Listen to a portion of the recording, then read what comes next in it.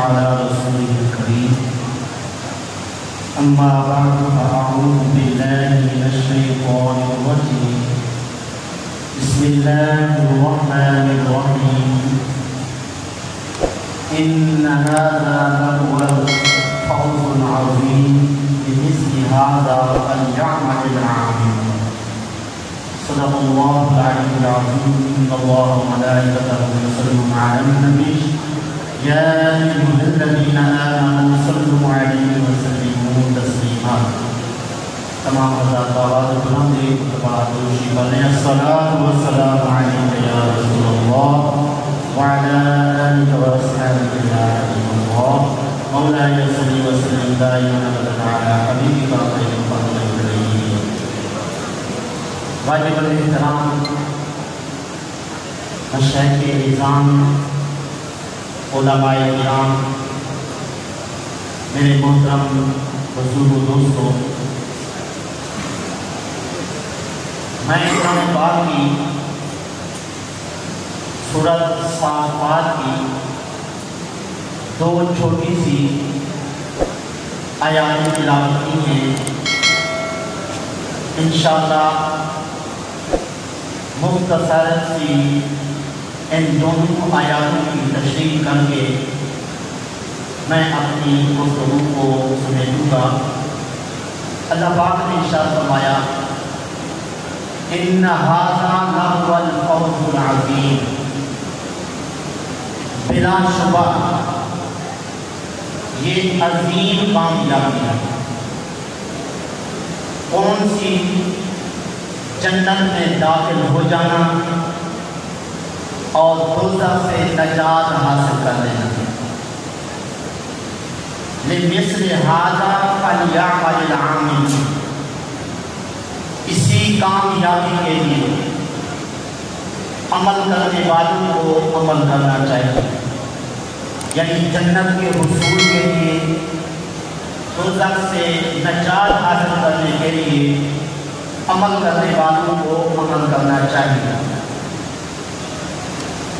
اس میں اللہ پاک نے ایک تو فرمایا عظیم کامیابی جنت کے اندر داخلہ ہے، اور دوسرا آڈر جاری فرمایا کہ عمل کرنے والوں کو جنت کے حصول کے لیے، جنت کے داخلہ کے لیے جو ہے عمل کرنا چاہیے، کوشش کرنی چاہیے.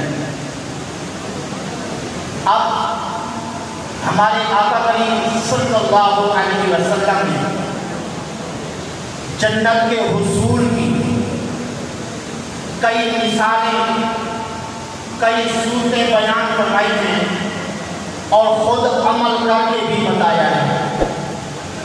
تفسیر پورے منصور میں حضرت براء بن عازب رضی اللہ تعالی عنہ فرماتے ہیں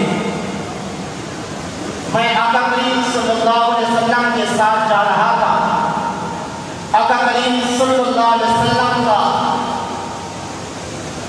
دست مبارک، ہاتھ مبارک میرے ہاتھ میں تھا. آقا کریم صلی اللہ علیہ وسلم نے ایک جنازہ دیکھا، ایک میت دیکھی. آپ اس میت کو دیکھنے کے بعد تیزی سے چلے، قبرستان میں جا کے قبر کے اوپر بیٹھ کر، کیسے بیٹھے، گھٹنوں کے بل بیٹھے اور اتنا روئے، اتنا روئے. آقا کریم صلی اللہ علیہ وسلم کے آنسو مبارک سے مٹی تر ہو گئی.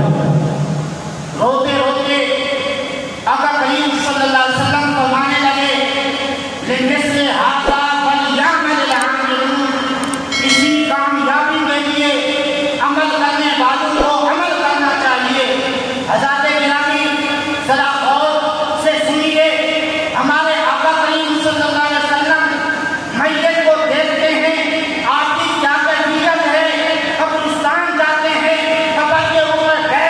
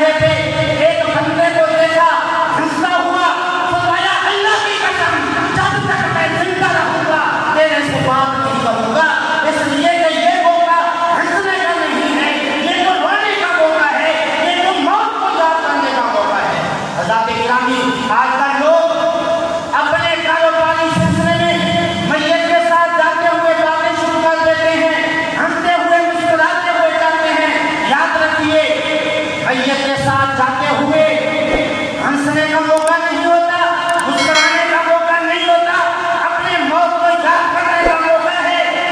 حضرات گرامی، آخر یہ دنیا ہے، یہ دارالعمل ہے، جو کچھ یہاں پہ کاشت کریں گے وہی کچھ قیامت کے دن پائیں گے۔ اس لیے کوشش کیجیے، یہ دارالجزا ہے، دارالعمل ہے دنیا، اس کے اندر جتنا کچھ ہو سکتا ہے زیادہ سے زیادہ کریں۔ بہرحال میں عرض کر رہا تھا، فرمایا اللہ پاک نے اسی کامیابی کے لیے عمل کرنے والوں کو عمل کرنا چاہیے۔ اب دیکھتے ہیں کہ عمل کرنے کی کتنی صورتیں ہیں اور کیا صورتیں ہیں، اور یقیناً بے شمار ہیں۔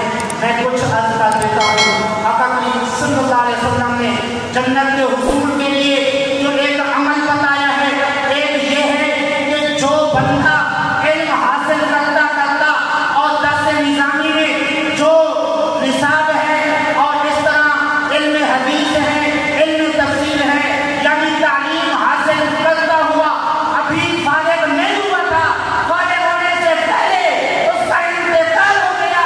میرے استاد کریم حضرت علامہ عبدالرشید رحمۃ اللہ علیہ یہ حدیث پاک بیان فرماتے ہیں جو علم حاصل کرتا کرتا ابھی فارغ نہیں ہوا تھا، اس دنیا سے چلا گیا، اللہ اسے بغیر حساب کے جنت میں ڈال دیا۔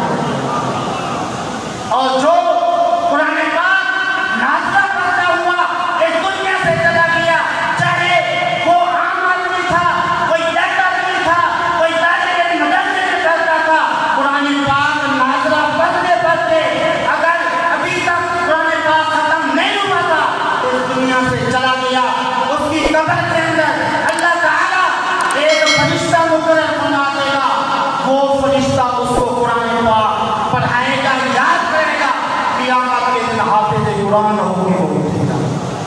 سبحان اللہ، یہ بھی جنت کے حصول کا ایک طریقہ ہے۔ اور ایک حدیث پاک مجھے تھوڑا سا ٹائم دیا گیا تو انشاءاللہ اسی ٹائم کے مطابق میں آپ کی گفتگو کو جاری رکھوں گا، جیسے مجھے حکم ملا انشاءاللہ آپ کی بات ختم کر دوں گا۔ ایک حدیث پاک مسلم شریف میں بھی ہے، مشکوٰۃ شریف میں بھی ہے، کہ یہ جو اللہ نے فرمایا کسی کامیابی کے لیے عمل کرنے والوں کو عمل کرنا چاہیے، تو یہ عمل کرنے والے ہیں کون؟ کسی کامیابی کے لیے عمل کرنے والوں کی نشانی کیا ہے اور ان عمل کرنے والوں کی علامت کیا ہے؟ مسلم شریف میں، مشکوٰۃ شریف میں آقا کریم صلی اللہ علیہ وسلم کے صحابی حضرت عبداللہ بن عمرو بن عاص رضی اللہ تعالیٰ عنہ فرماتے ہیں، آقا کریم صلی اللہ علیہ وسلم نے فرمایا قد افلح من اسلم، کامیاب ہو گیا وہ شخص جس نے اسلام قبول کیا، جس نے اسلام قبول کیا، جی وہ کیا ہو گیا؟ کامیاب ہو گیا۔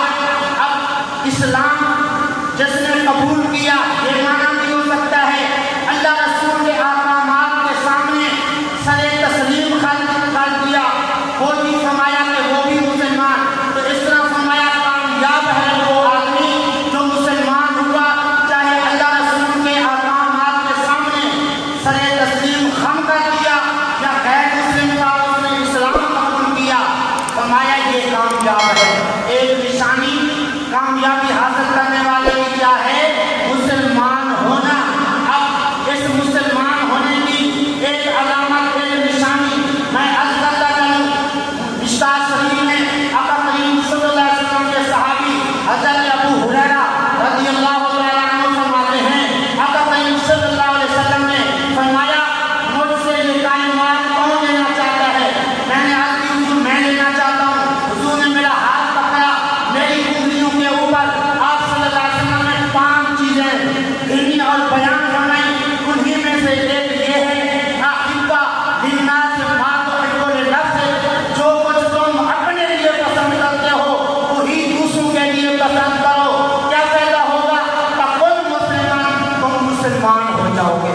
تو پتہ چلا کہ جو کچھ اپنے لیے پسند کرتے ہیں دوسروں کے لیے وہی کچھ پسند کریں تو مسلمان ہو جائیں گے۔ تو اس حدیث پاک پر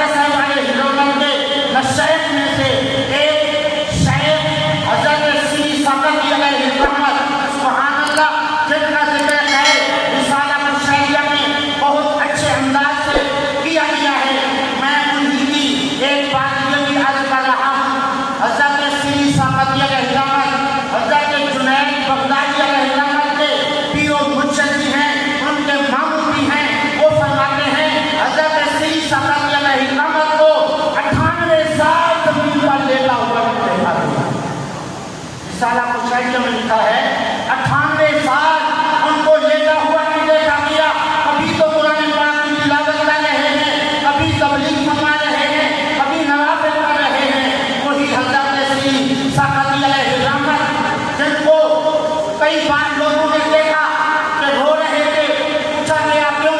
فرمایا ہو سکتا ہے میرے مرنے کے بعد تم مجھے قبر میں لے جاؤ اور اس طرح مجھے میری قبر مجھے قبول نہ کرے۔ وہی حضرت سری سخت کے زمر کے بارے رسالہ الشاعریہ میں لکھا ہے، آپ ایک دن بیٹھے رو رہے تھے، کسی نے پوچھا کہ کیوں رو رہے ہو؟ فرمایا تم جو آج دیکھ رہا ہے مجھے 30 سال ہو گئے روتے ہوئے۔ کتنا سا ہو گیا؟ 30 سال ہو گئے روتے ہوئے۔ قبلہ کیا ہو گیا؟ کیوں اتنے عرصے سے رو رہے ہیں؟ فرمایا میری زبان سے الحمدللہ کے الفاظ جاری ہو گئے تھے، میں الحمدللہ پڑھ بیٹھا، آج کی قبلہ اللہ کی تعریف کی ہے، اللہ کی حمد کی ہے، تو کیا ہو گیا اس میں پڑھنے میں؟ فرمایا میں یہ اپنے نفس کی خوشی کے لیے پڑھا، اللہ کی رضا کے لیے نہیں پڑھا۔ وہ کیسے؟ فرمایا بغداد کے اندر میری دکان کی بازار میں، تو بازار کے اندر آگ لگی، باقیوں کا نقصان ہوا، میری دکان بچ گئی، اور جب میری دکان بچی تو مجھے کسی نے آ کے بتایا آپ کی دکان بچ گئی، باقیوں کا نقصان ہوا۔ میں الحمدللہ پڑھی، چلو جی میری دکان بچ گئی، لیکن بعد میں مجھے یاد آیا آقا کریم صلی اللہ علیہ وسلم نے فرمایا تھا احبہ للناس ما تحب لنفسک، کہ جو کچھ اپنے لیے پسند کرتے ہو دوسروں کے لیے بھی وہی کچھ پسند کرو۔ دوسروں کا نقصان ہوا اس بارے میں میں نے نہ سوچا، اپنا جو فائدہ ہوا اور میری دکان بچی اس کا میں نے الحمدللہ پڑھی۔ بعد میں خیال آیا کہ آقا کریم صلی اللہ علیہ وسلم نے فرمایا جو کچھ اپنے لیے پسند کرتے ہو وہی دوسروں کے لیے پسند کرو۔ تو میں اس فرمان پر عمل نہیں کر سکا، 30 سال سے رو رہا ہوں۔ قیامت کے دن حضور کی بارگاہ میں جب میری حاضری ہوگی تو کس منہ سے حضور کی بارگاہ میں حاضر ہوگا؟ اگر آقا فرمائیں کہ اے سری سختی آپ تک میرا یہ فرمان نہیں پہنچاتا، اگر پہنچاتا تو آپ نے اس پر عمل بھی نہیں کیا تو میں کیا کروں؟ تو غور فرمائیے آج کل ہماری صورتحال کیا ہے؟ ہم اپنی خواہشات کو دیکھتے ہیں، ایک باقی ماحول کو دیکھتے ہیں، ٹھیک ہے جی ماحول ہے، جیسے ماحول ہے ویسے جناب تم عمل کرو، ایسا نہیں ہے۔ اللہ رسول کے احکامات کے مطابق ہمیں چلنا چاہیے، ماحول جیسا بھی ہو جائے، چاہے انگریز کچھ کرے یا ادھر کے مسلمان کچھ کرے، ہم نے اللہ رسول کے احکام کو دیکھنا ہے۔ تو بہرحال میں عرض کر رہا تھا آقا کریم صلی اللہ علیہ وسلم نے فرمایا کامیاب ہو گیا وہ شخص جو مسلمان ہوا۔ اچھا آقا مسلمان ہونے کے بعد اس کی کوئی ذمہ داری؟ فرمایا ہاں، وہ روزے کا اتفاقاً اس کو ضرورت کے تحت رزق دے دیا گیا اور حلال کا رزق دے دیا گیا، اور حلال کا رزق ملنے کے بعد پھر اس کے لیے کیا؟ فرمایا قنعہ اللہ بما آتاہ، اللہ اسے اس تھوڑی سی روزی دینے پر اسے صبر کرنے کی توفیق بھی دے دے، وہ ناشکرا اور اس کا شکوے شکایات نہ کرے۔ فرمایا یہ بندہ کامیاب بھی ہے کیونکہ یہ مسلمان بھی ہے، اللہ تعالیٰ کی دی ہوئی روزی پہ راضی بھی ہے، اور اس طرح وہ اس پہ قناعت بھی کر رہا ہے۔ تو حضرات گرامی آج جس طرح کے حالات بن چکے ہیں، لاکھوں روپے لوگ کمانے کے باوجود بھی کسی سے ملتے ہیں جاتے مائلے ہمارے حالات خراب ہو گئے، کاروبار ختم ہو گیا، بیکاری میں سیلاب آیا ہے، ہماری تجارت ختم ہو گئی ہے۔ حضرات گرامی ذرا ایسے لوگوں کو دیکھنا چاہیے، کیا صبح شام ہم کو روٹی نہیں ملتی، کھانے کے لیے کچھ نہیں ملتا؟ اگر کماتے بھی ہیں اور اللہ اتنا وسیع رزق بھی دے رہا ہے، اس کے باوجود یہ زبان سے کیوں آتا ہے مر گئے کہ ہماری تجارت ختم ہو گئی، ہمارا کاروبار ختم ہو گیا؟ حضرات گرامی میں صرف آپ کو توجہ دلانے کے لیے یہ آخری بات عرض کر رہا ہوں، اگر کسی کا شکوہ کسی اس کے دوست کے سامنے کیا جائے، اس کے ملنے والے سے کیا جائے، جب وہ شکوہ اس تک پہنچے وہ کیا راضی ہوگا یا ناراض ہوگا؟ ناراض ہوگا۔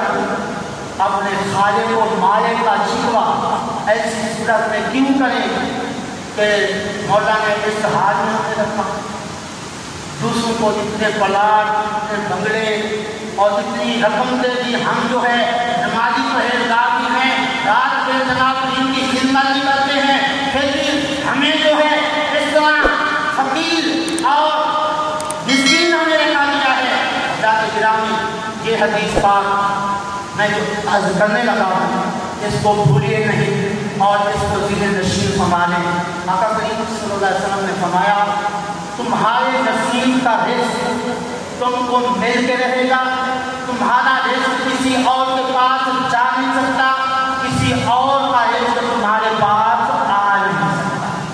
تو اسی پر جو ہے یقین رکھنا چاہیے، کیونکہ مجھے اشارہ دے دیا ہے جس کو کرتا تھا کچھ اور باتیں کروں، انہی الفاظ پر اکتفا کرتے ہوئے اللہ تعالیٰ کی بارگاہ میں یہ دعا عرض کرتے ہوئے اجازت چاہتا ہوں کہ اللہ پاک ہمیں کامل مسلمان بنائے اور آقا صلی اللہ علیہ وسلم کے فرمان کے مطابق اور اپنے فرمان کے مطابق جنت کے حصول کی کوشش کرنے کی توفیق عطا فرمائے۔